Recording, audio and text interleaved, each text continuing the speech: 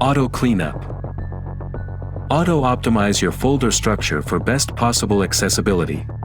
Hide empty folders. Which hides empty folders? Yes, simple. No, because it not only hides those that actually are empty on your local drive, but also those which become empty because of your tool filter settings. Hide normal folders.